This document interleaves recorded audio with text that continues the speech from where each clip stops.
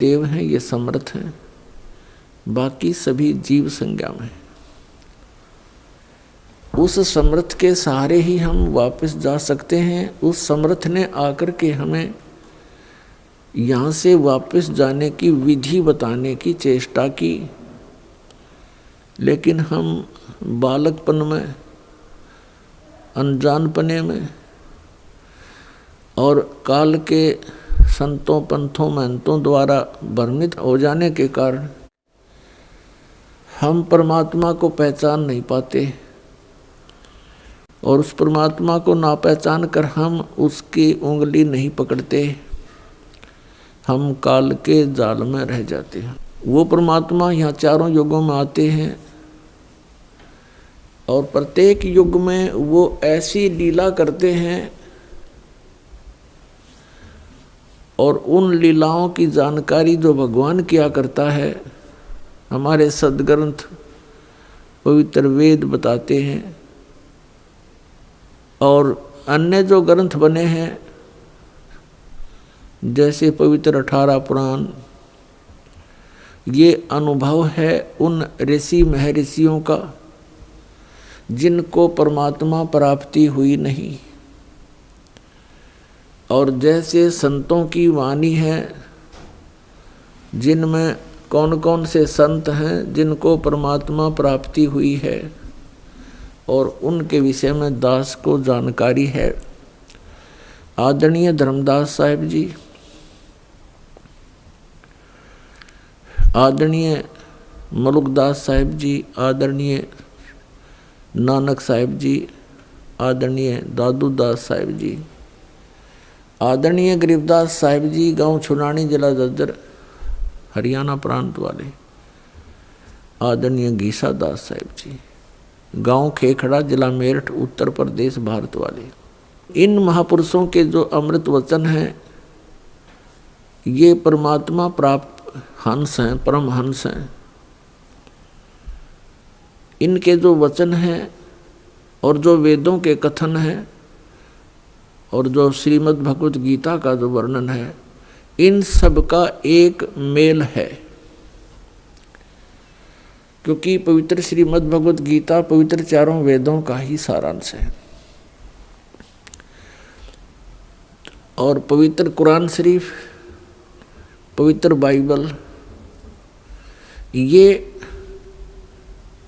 इन कुछ अंश इनका गीता, वेदों और महापुरुषों की वाणी से मिलता है, शेष नहीं मिलता। उसका कारण क्या है कि जैसे पवित्र बाइबल के अंदर उत्पत्ति ग्रंथ है, उत्पत्ति ग्रंथ का जहाँ तक 6 दिन में सृष्टि रचकर 7वें दिन तख्त पर जा विराजे परमात्मा पूर्ण ब्रह्म, जहाँ तक वो ज्ञान है वो बिल्कुल सत्य है। वेदों और गीता और उनसे मिलता है महापुरुषों की वाणी से। उसके बाद परमात्मा पूर्ण ब्रह्म तो अपने निज स्थान पर विराजमान हुए। उसके बाद यहाँ की बागडोर काल ने संभाल ली, ब्रह्म ने। आगे का शेष वर्णन वही पुराणों के सत्र का है पवित्र बाइबल में। ऐसे ही कुरान शरीफ में कुछ आयतों के कुछ अंश पवित्र वेदों से, पवित्र महापुरुषों की वाणी से मिलते हैं और शेष वही पुराणों सत्र का उसमें ज्ञान है। तो ये सभी सद्ग्रंथ आदरणीय हैं, लेकिन परमात्मा पाने की विधि जब तक हमें नहीं मिलेगी तो हम मोक्ष प्राप्ति नहीं कर सकते। तो परमात्मा ने स्वयं आकर के जो यथार्थ ज्ञान दिया ऐसा ही वो देते हैं, ऐसा ही करते हैं। चारों युगों में परमात्मा आते हैं, अपना यथार्थ ज्ञान बताते हैं। सतयुग में परमात्मा आए थे सत्सुकृत नाम से, और ऐसे जो प्रत्येक युग में वो लीला किया करते हैं, ऐसी लीला की थी। सतलोक से चलकर आए, एक सरोवर के अंदर कमल के फूल के ऊपर विराजमान हुए, वहाँ से एक निसंतान दंपत्ति उनको उठा ले गई। परमात्मा ने आहार नहीं किया। कुंवारी गाय का दूध परमात्मा की कृपा से ही गाय ने दूध दिया, बछिया ने वो दूध पान किया। तो प्रत्येक युग में परमेश्वर कबीर जी ऐसी ही लीला करते हैं और वो सतलोक से चलकर आते हैं, शिशु रूप धारण करते हैं, जल के ऊपर विराजमान होते हैं, जिस कारण से इस परम अक्षर ब्रह्म को, सत्य पुरुष को, कबीर देव जी को नारायण भी कहा जाता है। उस पूर्ण परमात्मा की उपमा के आधार से यहाँ के अन्य भगवानों को भी नारायण कहने लगे। जैसे भगवान विष्णु जी शेषनाग की सैया पर विराजमान होते हैं, जिस कारण से कहते हैं ये नारायण कहलाते हैं। पुण्यात्माओं, गृह मंत्री तो भारत सरकार का भी होता है और गृह मंत्री एक प्रांत सरकार का भी होता है। इसमें दिन रात का अंतर होता है। ऐसे ही इसको समझ लेना। अपने आत्माओं, परमात्मा चारों युगों में आते हैं। सतयुग में सत्सुकृत नाम से आए थे और त्रेता में मुनिंदर नाम से, द्वापर में करुणा में नाम से, और कलयुग में वो अपने ओरिजिनल नाम से, कबीर नाम से, कबीर देव नाम से प्रकट हुए। पुण्यात्माओं, ये कबीर नाम इतना पवित्र है, इसको स्वाभाविक भी अगर आपकी जुबान से उच्चारण हो जाए तो भी पुण्य आता है। ये इतना पवित्र नाम है। और कुरान शरीफ में तो यहाँ तक लिखा है कि ये एक कलमा है उनका, अल्लाहु अकबर, अल्लाह कबीर।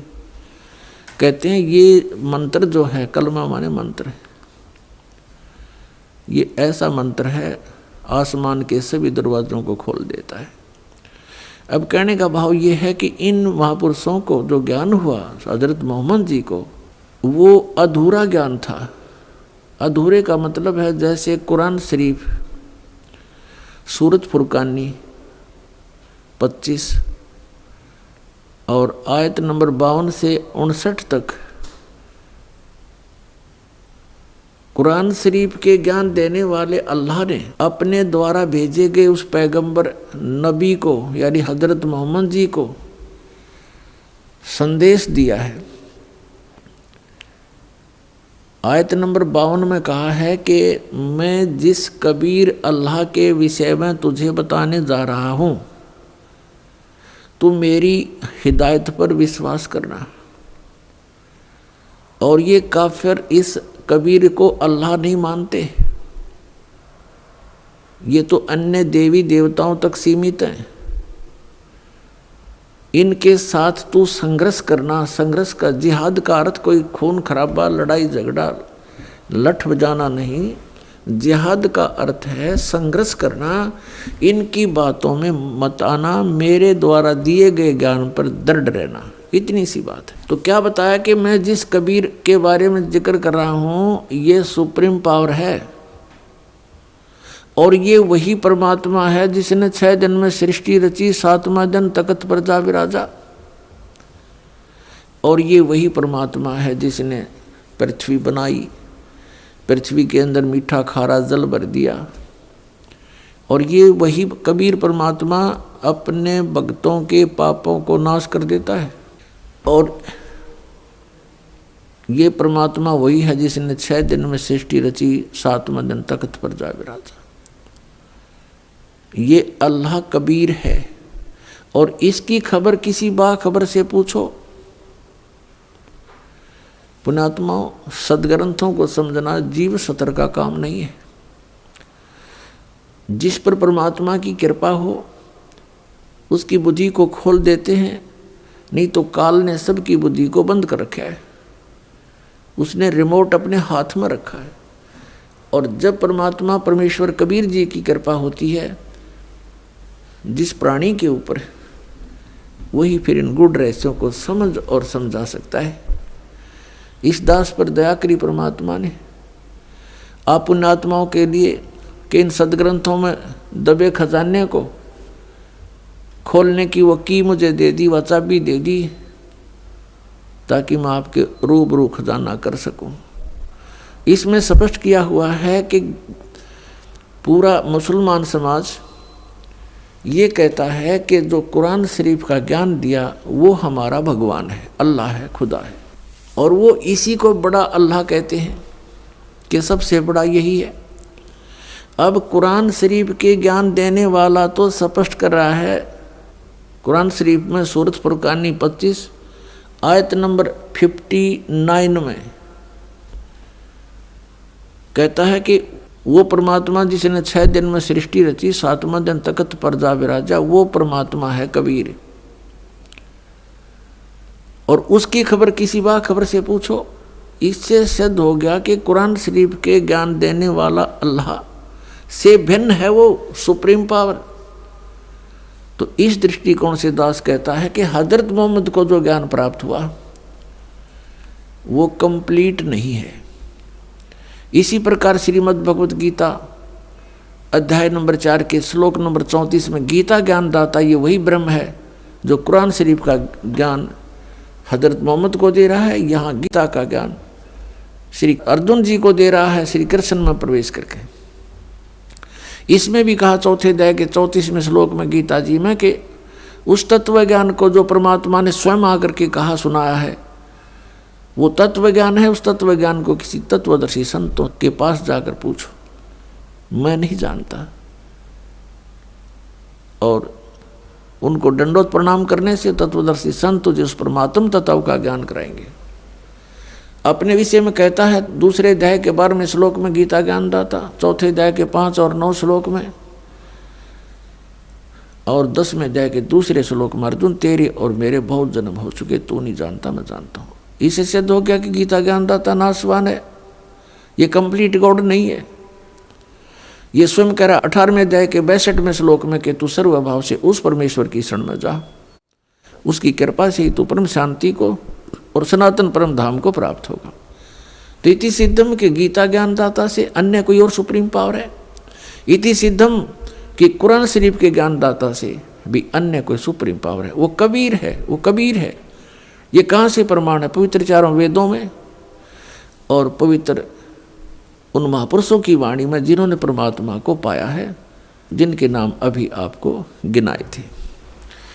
तो ये परमात्मा चारों युगों में आते हैं, स्वयं यहाँ चलकर आते हैं, अपनी जानकारी यथार्थ रूप में वो स्वयं ही देते हैं, अपने द्वारा रची हुई सृष्टि का ज्ञान वो स्वयं ही देते हैं। कलयुग में परमात्मा कबीर नाम से आए। ये परमात्मा कहते हैं मैं रोवत हूँ सृष्टि को, सृष्टि रोए मोहे, और कह कबीर हमारे वियोग को समझ नहीं सकता कोई। मैं रोवत हूँ सृष्टि को, परमात्मा कहते हैं कि मैं अपने बच्चों को रो रहा हूँ, इनके लिए भटक रहा हूँ कि किसी प्रकार इनकी आंखें खुल जाएं, इनको ये शुद्धि आवे, ध्यान आवे कि तुम कहाँ पड़े हो इस गंदे लोक में। सारा जीवन बर्बाद कर देते हो, माया जोड़ जोड़ के को ठीक बंगले बना बना में अनमोल मनुष्य जीवन बर्बाद कर देते हो। 1 मिनट में मृत्यु हो जाती है, मकान पूरा हुआ नहीं मृत्यु हो जाती है। तो शर्मा मारेंगे उस मकान का जिसका हमें ये भरोसा नहीं कि कल क्या हो जाए जीव के संग में। और जो मूल कार्य था जीवन का, इस मनुष्य जीवन का, वो हमसे भुला दिया। एक फिर ऐसा माहौल बना दिया काल भगवान ने। आप देखते हो कहीं पर कोई ताश खेल कर अपना जीवन नाश कर रहा है, इतने अनमोल जीवन को, इतने अनमोल जीवन को, और भांग के बाड़े खो रहे हैं बगैर ज्ञान के। पुणात्माओं आप भी ऐसे ही थे, हम भी ऐसे ही थे। और जिस दिन से परमात्मा के ज्ञान की रोशनी हुई है उस दिन से वो दिन याद है जिस दिन से ये संदेश मिला था भगवान का, ये मार्ग हमें प्राप्त हुआ। तो इस प्रकार इस ज्ञान को आपसे प्रार्थना है जनसाधारण तक भी पहुँचाओ। अपने भाई बहन रिश्तेदार अड़ोसी पड़ोसी गुआंढी सबसे प्यार से समझाने की चेष्टा करो। ये महाउपकार का कार्य है, महापरोपकार का कार्य है। अपने जीवन को हम नष्ट कर रहे हैं और हम भूल गए उस मार्ग को, भूल गए हम इस मनुष्य जीवन के मूल कार्य को। तो उसको बताने के लिए स्वयं परमेश्वर आते हैं।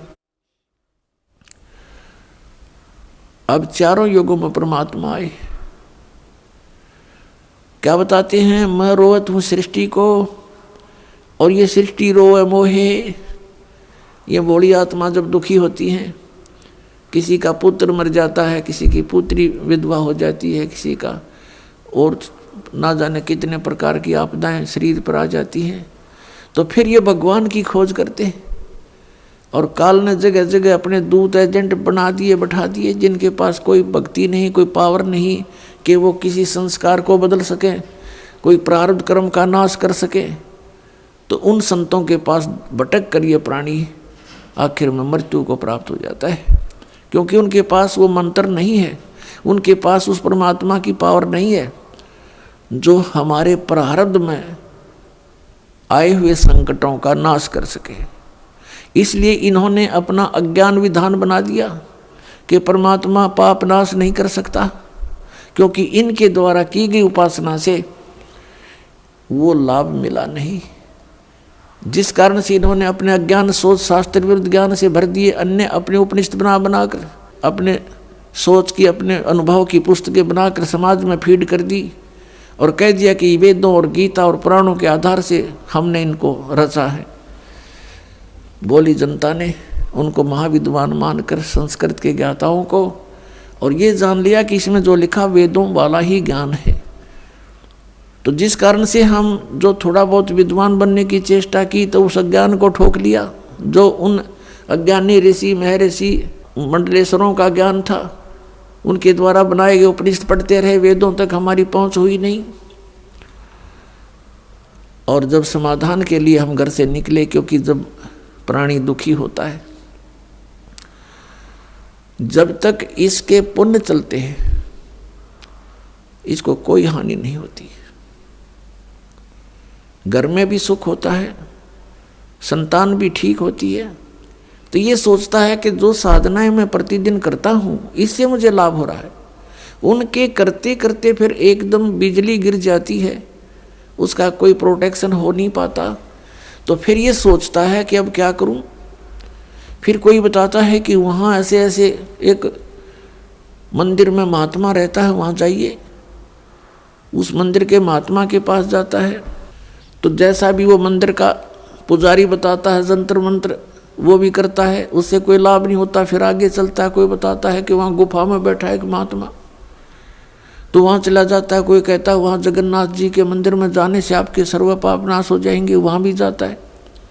वहाँ से भी जब लाभ नहीं होता तो फिर या तो मर लेता है तब तक, या फिर नास्तिक हो जाता है।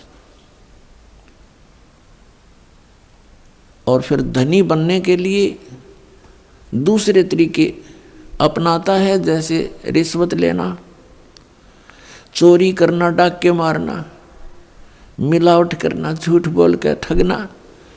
तो ये विधि धनी होने की नहीं, ये तो दूना निर्धन होता प्राणी से, पाप का भागी बनता है।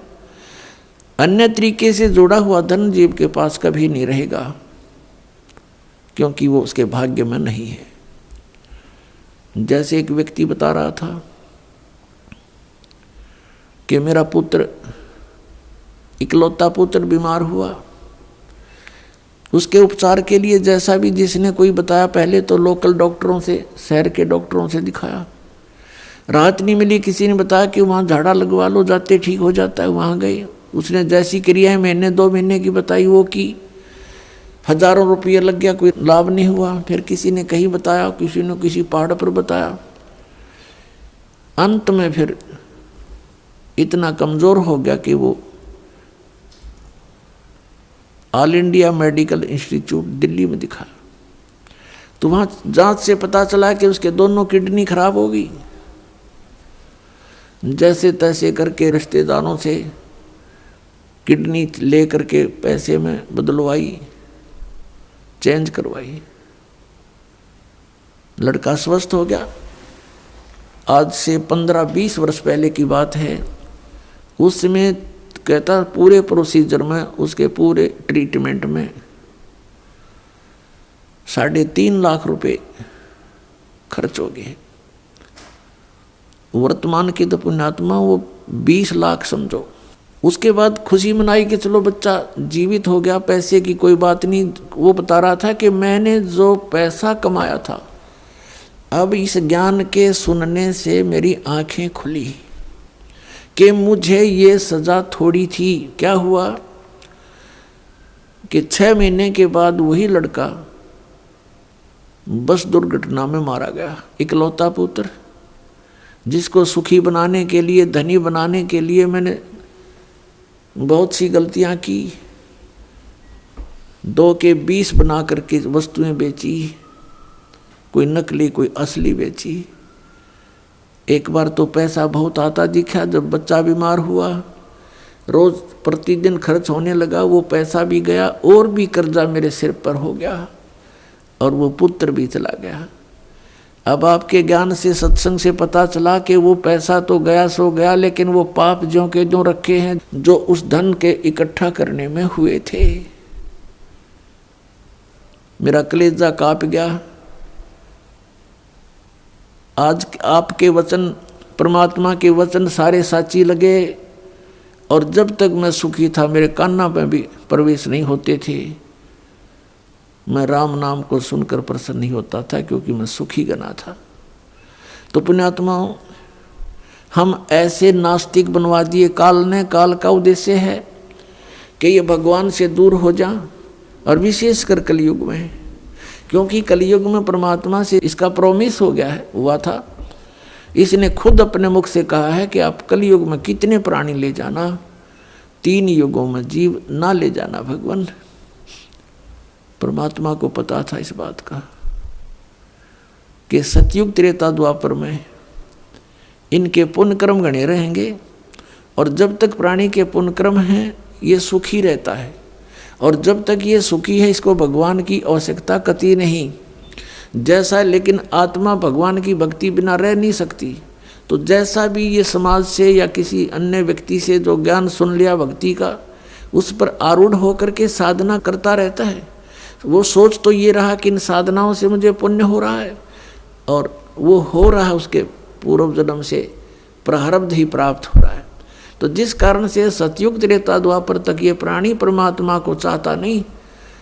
अगर उस ज्ञान से, उस मार्ग से हटकर भी बताना चाहे तो कति स्वीकार नहीं करता, क्योंकि सबकी समाधियां लगती हैं, सब शरीर होता है, बलिष्ठ होते हैं।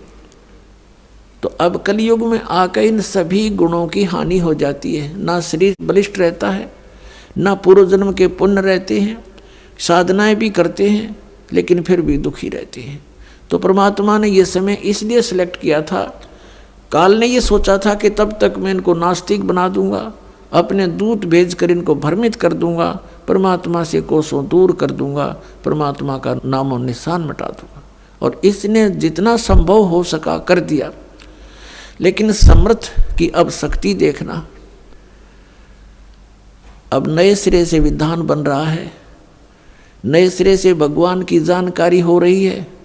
परमात्मा का हमें नामो निशान पता नहीं था, अब कबीर को भगवान बताते हैं।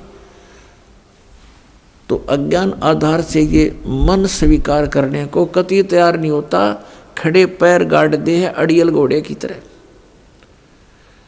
लेकिन सच्चाई में इतनी ताकत होती है कि वो अपना स्थान अवश्य बनाती है। अब इसने अपना पूरा जोर लगा दिया, मजहबों में बांट दिया हमारे को, हिंदू बनाए, फिर ईसाई बनाए, मुसलमान बनाए, सिख बना दिए। अब इसके बाद भी इसका नहीं, इसकी सब्र नहीं हुआ, इसको संतुष्टि नहीं हुई, तृप्ति नहीं हुई, तो इसने फिर ये नकली पंथ चला दिए। राधा स्वामी, धन धन सतगुरु, जय गुरुदेव, और ये सच्चा सौदा, और ये दिनोदाड़ा, ताराचंद वाला, ठाकुर सिंगाला, और निरंकारी सतपाल महाराज, और योत्रा, ये क्या नाम है, अमेरिका में रहता है वो, बाल योगेश्वर कहते हैं, या साराम सुधांशु, ये दूत भेज दिया अपने। इनको कख पता नहीं, भक्ति मार कर करोड़ों व्यक्तियों को बर्बाद कर दिया इन्होंने। इससे पहले महात्मा बुद्ध भेजा था इसने, अब महात्मा बुद्ध कौन था? ये स्वर्ग लोक से आया हुआ प्राणी था, पिछले पुण्यकर्मी प्राणी था, राजा का लड़का था। राज भी त्याग दिया क्योंकि वो सुख जो स्वर्ग में है यहाँ की किसी वस्तु में नहीं है, और जो सतलोक में है वो यहाँ के स्वर्ग में भी नहीं है। तो जो प्राणी जहाँ के सुख से कुछ प्रभावित होता है तो उसने उस आधार से राज त्याग दिया। तो उस सुख की तलाश में ये निकला घर से स्वयंभू, कोई संत मिला नहीं, अपनी मर्जी से पिछले अभ्यास से पिछले पुण्य के प्रभाव से इसने अपने आप ही हठ योग करना शुरू कर दिया, जो ये पहले किया करते हैं। हठ योग करने से इसने आहार भी त्याग दिया। गया के अंदर एक वट वृक्ष के नीचे बैठ कर इसने साधना की महीनों तक। इसके प्राण जाने को हो गए, अस्थि पिंजर सूख गया। एक माई ने इसके मुख के खीर खार लगा दी, धीरे धीरे तो चाटने लगा। तीसरे दिन इसने आंख खोल दी और फिर पेट भर अन्न खाया। उसके बाद इसने अपना अनुभव सुनाया। वेदों और गीता को आधार नहीं रखा, इसने बना दिया विधान के starvation could not lead to salvation, कि भूखा मरने से भगवान प्राप्ति नहीं हो सकती। बस इतना ही विधान पाया इसने इतने दिन डरे ढोकर। अंत में इसने फिर इसके वचनों में इतना प्रभाव था, बहुत से श्रद्धालु इसके अनुयायी बन गए, कई राजा लोग इसके अनुयायी बन गए। अहिंसा मत करो, किसी को दुख ना दो, ये नियम बना दिए। लेकिन जो नियम आत्म कल्याण का था उसके पास था नहीं। इनके वचनों से प्रभावित होकर लाखों व्यक्ति इनके साथ हो लिए, और उनके द्वारा बताई गई भक्ति विधि से आध्यात्मिक लाभ न होने से अब महात्मा बुद्ध के अनुयायियों ने यही मान लिया कि भगवान कहीं नहीं है। पूरा चीन नास्तिक हो गया। विश्व की आधी आबादी लगभग चीन के अंदर बताते हैं, और वो सारा नास्तिक, क्योंकि महात्मा बुद्ध का अनुयायी था। पूरा रूस नास्तिक। तो कहने का भाव ये है पुण्यात्माओं, अब काल का जहाँ भी दाव लगा इसने कसर नहीं छोड़ रखी। अरे देखना भगवान की लीला, अपनी प्यारी आत्माओं को कैसे ग्रहण करेगा। तो परमात्मा आकर के हमें याद दिलाते हैं कि तुम्हें जो मार्ग मिला है और जो तुम्हें ज्ञान प्राप्त हुआ है ये कोरा अज्ञान है, और जो साधना की विधि तुमने प्राप्त है ये मोक्षदायक नहीं है। अब ये बातें उस व्यक्ति को कोई कहे जो घर में सुख है, अच्छी कोई पोस्ट प्राप्त है, या कोई और व्यवसाय उसका अच्छा है, और उसको कोई ये कहे कि आप जो साधना कर रहे हो ये ठीक नहीं है, तो वो कैसे माने? वो कहता मेरे तो सारी मौज कर रखी है मैया ने, कोई कह बजरंग बली ने, हम तो उनको पूजते हैं, मेरे सारे ठाठ कर दिए। तो पुण्यात्माओं, इन सभी जो अड़चने हैं काल की, ये ज्ञान से दूर होंगी, किसी के कथन से नहीं। जो जिस वस्तु को सत्य मान रहा है उसके सत्य मानने से नहीं, उसके गुणों से परिचित होने से हम उस परमात्मा को पा सकेंगे। और जिस वस्तु को हम लाभदायक मानते थे, और जब हम ज्ञान होगा हमें, तो फिर हम उसके गुणों से परिचित होंगे तो तुरंत त्याग देंगे। अपने आत्माओं, इस ज्ञान से बात बनेगी, और वो ज्ञान परमेश्वर ने स्वयं आकर के हमें बताया है।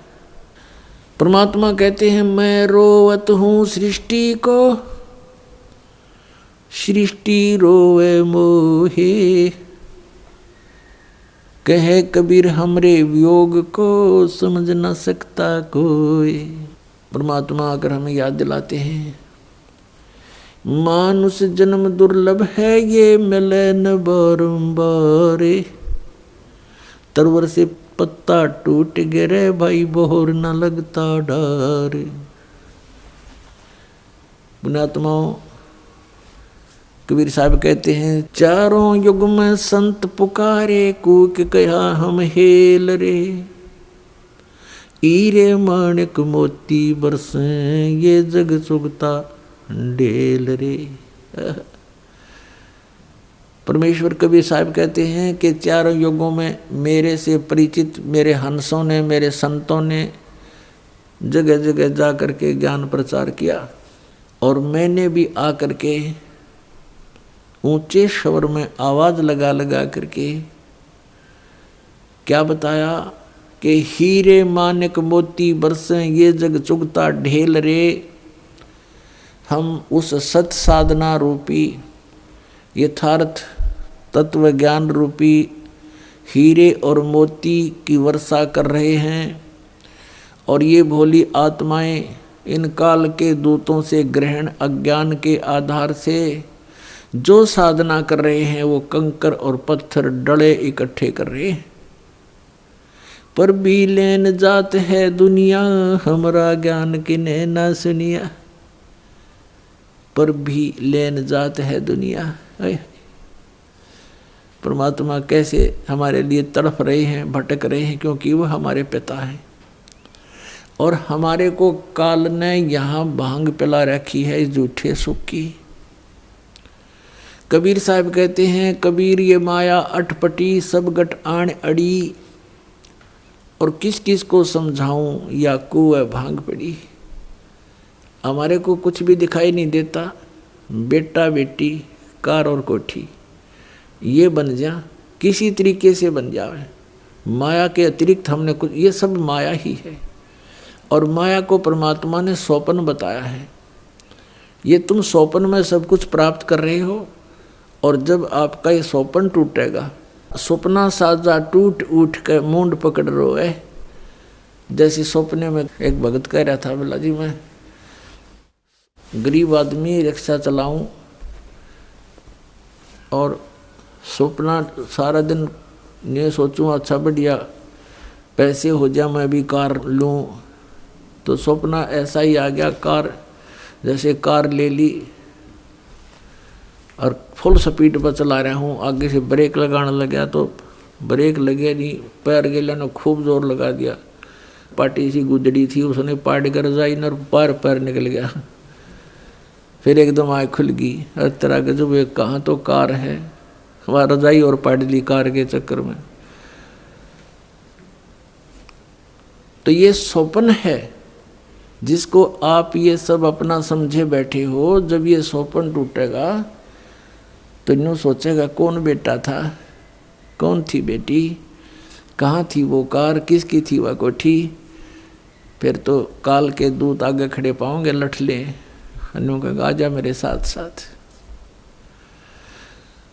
तो परमात्मा क्या बताते हैं, आजा बंदे शरण राम की, फिर पछ पछतावेगा भाई। आजा बंदे शरण राम की, फिर पछ पछतावेगा भाई। आजा बंदे शरण राम की, फिर पछ पछतावेगा। बाड़ू की भीत पवन का खंबा, कब लग खैर मनावेगा। बाड़ू की भीत पवन का खंबा, कब लग खैर मनावेगा। आजम तेरे घटने घेर, तू राम कहन ना पावेगा।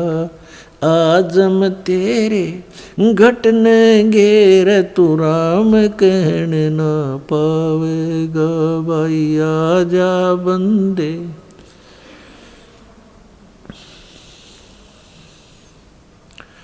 गा भाई, आजा बंदे शरण राम की, फिर पछ पछतावे। काल बली तेरे सिर पर बैठा, बुझा पकड़ ले जावेगा। काल बलि तेरे सिर पर बैठा, भुजा पकड़ ले जावेगा। मात पिता तेरा कुटुंब कबीला, सारा खड़ा लखावेगा भाई। मात पिता तेरा कुटुंब कबीला, सारा खड़ा लखावेगा भाई। आजा बंदे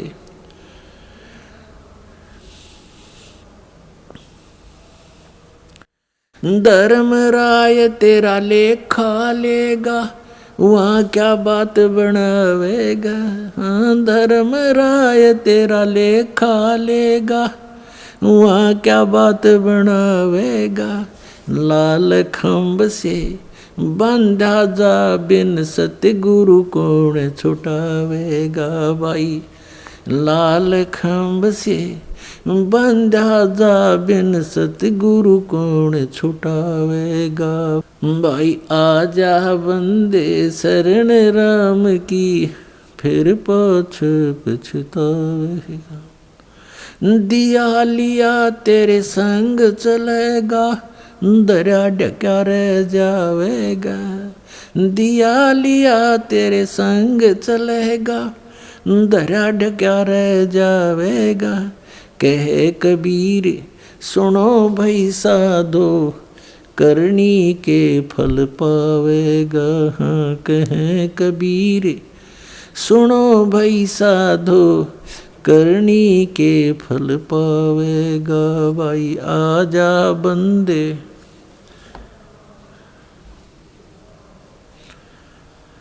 गा भाई, आजा बंदे शरण राम की, फिर पछतावेगा। परमपिता परमात्मा हमें किस प्रकार प्यार से हर तरह से समझाने की चेष्टा की है कि आजा बंदे शरण राम की, फिर पीछे पछतावेगा। अपने आत्माओं, सबसे पहले तो हमने ये डिसीजन करना होगा कि कौन से राम की शरण ग्रहण करें, और उसके बाद फिर हम उसके ऊपर दृढ़ता से लगेंगे। जैसे श्रीमद् भगवत गीता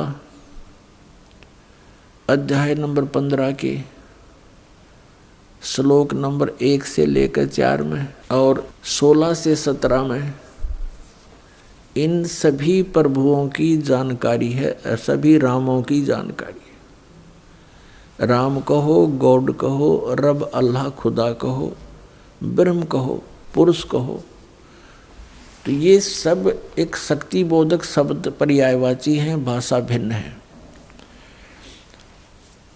अब उल्टा लटका हुआ संसार रूपी वृक्ष बताया है श्रीमद् भगवद गीता अध्याय नंबर 15 के श्लोक नंबर 1 से 4 में। इसका निर्णय दिया है कि ऊपर को जड़ है वो तो मूल मालिक है, कुल का मालिक है। जैसे पेड़ को, पौधे को जड़ से, मूल से आहार प्राप्त होता है, यानी वो पूरे पेड़ का पालक होता है, पालनहार होता है। तो वो तो समझो पूर्ण परमात्मा तो ऊपर जड़ है, वो प्रोक्ष है, गुप्त है। यजुर्वेद अध्याय नंबर 40 के श्लोक 17 में स्पष्ट लिखा हुआ है कि वेद ज्ञान दाता कौन है? ये ब्रह्म है। गीता ज्ञान दाता भी ये ब्रह्म है। ये ब्रह्म कह रहा है कि वो पूर्ण परमात्मा तो ऊपर प्रोक्ष है, वो तो ऊपर प्रोक्ष है, और मैं ब्रह्म हूँ, मैं ब्रह्मलोक में हूँ, मेरा ब्रह्मलोक है, मेरा एक ओम नाम है। तो ऊपर को जो जड़ है वो तो पूर्ण परमात्मा, और नीचे को तीनों गुण रूपी शाखा सिर्फ गीता ज्ञान दाता ने इस सृष्टि रचना की जानकारी है, इतनी सी दी है कोड वर्डों में। ऊर्ध्व मूलम अधः शाखम अश्वत्थम अव्यम प्राहु अव्यम छंदासी यस्य पर्णानि ये तम वेद स वेदविद। अब गीता ज्ञान दाता ने पल्ला झाड़ दिया कि ऊपर को जड़, नीचे को शाखा, उल्टा लटका हुआ संसार रूपी वृक्ष है। और जो संत इसके सभी विभागों को बता देगा वो तत्वदर्शी संत है, सवेदवित। अब फिर गीता अध्याय 15 के श्लोक 2 से लेकर 3 तक स्पष्ट किया है कि तीनों गुण रूपी शाखा ऊपर और नीचे फैली हुई है। रजगुण ब्रह्मा, सतगुण विष्णु, तमगुण शिव जी। रजगुण ब्रह्मा है, सतगुण विष्णु, तमगुण शिव जी। ये तो एक पेड़ की शाखाएं हैं।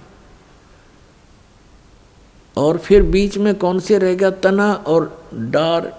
इसके विषय में गीता ज्ञानदाता ने कहा कि जो इस सभी विभागों को बताएगा वो तत्वदर्शी संत है। और स्वयं कहा है कि इस सृष्टि की रचना की जानकारी मैं नहीं दे सकता, 3 श्लोक में 15वें अध्याय के में, कि जैसा इसका स्वरूप बताते हैं ऐसा मैं उससे परिचित नहीं हूं। यहाँ विचार काल में यानी गीता के डिस्कशन में मैं तुम्हें क्लियर स्पष्ट नहीं बता पाऊंगा। उसके लिए ऑप्शन छोड़ दिया 4थे अध्याय के 34वें श्लोक में कि तत्वदर्शी संतों से जाकर पूछो, वो तत्वदर्शी संत तुझे उस परमात्म तत्व का ज्ञान कराएंगे। उसकी पहचान भी बता दी है 15वें अध्याय के प्रथम श्लोक में कि ऊपर को मूल, नीचे को तीनों गुण रूपी शाखा वाले इस संसार के सभी छंद यानी विभागों को, पार्ट्स को बता देगा, सवेदवित। तो ये जानकारी पुण्यात्मा स्वयं परमात्मा ने आके दी। कबीर परमेश्वर ने 600 वर्ष पहले अपनी अमृतवाणी में सूक्ष्म वेद में कहा था, तत्व ज्ञान में कहा कि अक्षर पुरुष एक पेड़ है, निरंजन वा की डार, और तीनों देवा शाखा है ये पात्र रूप संसार। अब यहाँ परमात्मा ने मूल का नहीं जानकारी दी क्योंकि वो स्वयं है। उसके लिए संतों का ऑप्शन है, तो ये संत दास भेज दिया उनकी महिमा बताने के लिए। अक्षर पुरुष जो जमीन से बाहर दिखाई देता जो हिस्सा वो पेड़ कहलाता है, तुरंत बाहर जो मोटा हिस्सा है वो तना होता है। इसको तो अक्षर पुरुष समझो। गीता जी अध्याय नंबर 15 के श्लोक 16 और 17 में 3 पुरुष हैं, एक सरपुरुष एक अक्षर पुरुष। और 17वें श्लोक में कहा है कि इन दोनों पुरुषों से, सरपुरुष और अक्षर पुरुष से उत्तम पुरुष तो अन्य ही है, वो परमात्मा तो इनसे भिन्न है। और सरपुरुष और अक्षर पुरुष के विषय में बताया कि ये नाशवान है, इनके अंतर्गत जितने प्राणी हैं वो भी नाशवान है, जीव आत्मा किसी की नहीं मरती, वो तो अलग विषय है। तो यहाँ बता रहे हैं कि परमात्मा ने स्वयं आकर बताया है कि अक्षर पुरुष एक पेड़ है, निरंजन वा की डार, जिसको सरपुरुष भी बोलते हैं, सरब्रह्म भी कहते हैं। अक्षर पुरुष एक पेड़ है, सरपुरुष वा की डार, और तीनों देवा शाखा हैं ये पात्र रूप संसार है। तो पुण्यात्मा, हमने कौन से प्रभु की भक्ति करनी है? जैसे श्रीमद् देवी भागवत गीता प्रेस गोरखपुर से प्रकाशित, उसके 3 स्कंद में 123 पृष्ठ पर लिखा है, भगवान विष्णु जी अपनी माता दुर्गा से क्या बता रहे हैं, आपको रूबरू कराते हैं। पुण्यात्मा, यदि ये दास ये सब मौखिक आपको सुनाए तो यहाँ पर बहुत सी पुण्यात्मा ऐसे भी विद्यमान होते हैं जो प्रथम बार आए हैं और वो इस मौखिक वर्बली ज्ञान से नहीं परिचित हो सकते, क्योंकि वो अपने सदग्रंथों को सत्य मानते हैं। और जब सदग्रंथ आपके समक्ष होंगे फिर इस मन में भरा हुआ अज्ञान तुरंत भाग जाएगा। कई भक्त कहते हैं, एक बहन बता रही थी कि मेरी सास राधा स्वामी पंथ से जुड़ी है कई वर्षों से, 20-25 वर्ष से, मेरे आने से पहले से लगे हुए थे वो। आपका सत्संग मैंने सुना, फिर उपदेश दीक्षा ली, अपनी सास से भी समझाने की चेष्टा की कि आप गलत साधना कर रहे हो, एकदम आग बबूला होगी मेरे पे।